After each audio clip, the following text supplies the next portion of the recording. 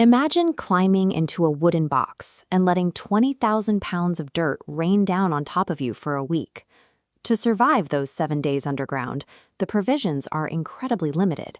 You get a water drum, a pair of useless 3-pound dumbbells, and a small stash of grim, military-style meals ready to eat. Going into the ground, the initial optimism relies on a strategy that seems foolproof. Simply sleep through the discomfort. If you're unconscious, you aren't agonizing over the fact that you're trapped in a box. But that psychological armor shatters the moment the excavator drops the payload. You are instantly hyper-aware that your survival depends entirely on a wooden roof that is shaking and groaning under immense crushing pressure. Survival here demands a level of physical endurance that goes beyond mere patience.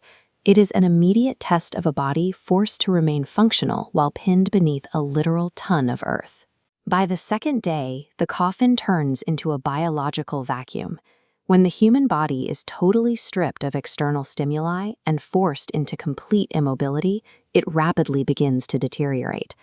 This diagram illustrates your own circulatory system, which quickly becomes the most acute medical danger. Laying completely flat for multiple days drastically increases the risk of deep vein thrombosis. As blood flow stagnates in the lower extremities, it begins clustering into potentially fatal clots. Right when your body demands movement to survive, unpredictable environmental factors pin you down. A heavy rainstorm saturates the topsoil overhead, adding thousands of pounds of unexpected weight to the coffin's roof. The structural threat forces an immediate end to the sleep strategy. You are jolted awake, pushed into an exhausting state of hypervigilance just to listen for the sound of snapping wood. The external pressure of the rain-soaked soil now mirrors the internal pressure on your circulatory system.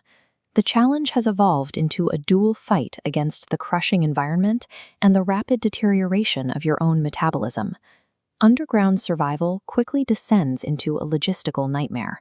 Without a bathroom, the only option is to eat a chemically heated meal, then carefully urinate directly into the empty food pouch and zip it shut. The margins for error are non-existent. Spilling even a drop of urine on your clothing means sitting in your own waste. The physical desperation reaches a point where the only sanitary solution is to literally cut the infected fabric off your shorts with scissors. Making this squalor worse is the stark asymmetry of suffering. 10 feet above the coffin, the support team is comfortably grilling steaks and feasting on top of the grave. The crew actively intensifies the isolation below by blasting construction noise through 15 heavy speakers directly over the burial site. These vibrations are loud enough to simulate an earthquake and cause severe, persistent headaches. The intrusion gets even more invasive when the crew vacuums out a vertical pipe to feed a surgical camera down into the darkness, treating the isolation like a spectator sport to watch you suffer. Pure, silent isolation is hard enough on the brain.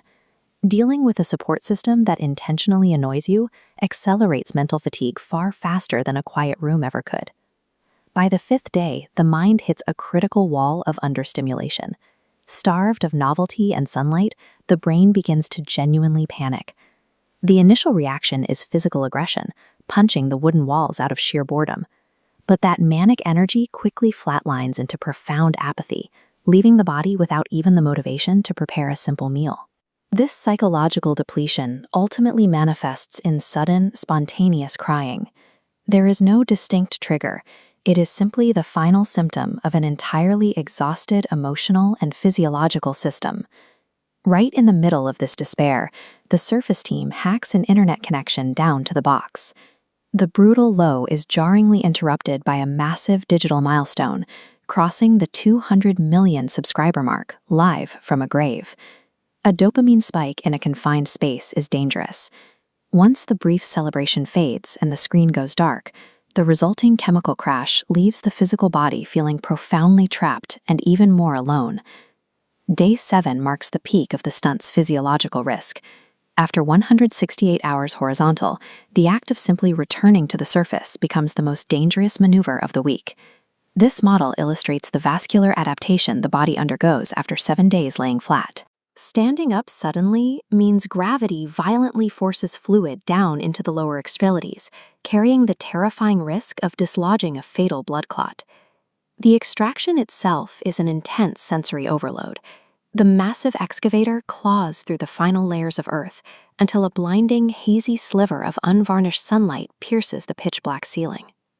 Every action on the surface is carefully monitored by medical staff. A medic oversees a slow, controlled sit-up, checking for the dizziness or nausea that would signal a systemic failure before the subject attempts to bear weight on severely atrophied legs.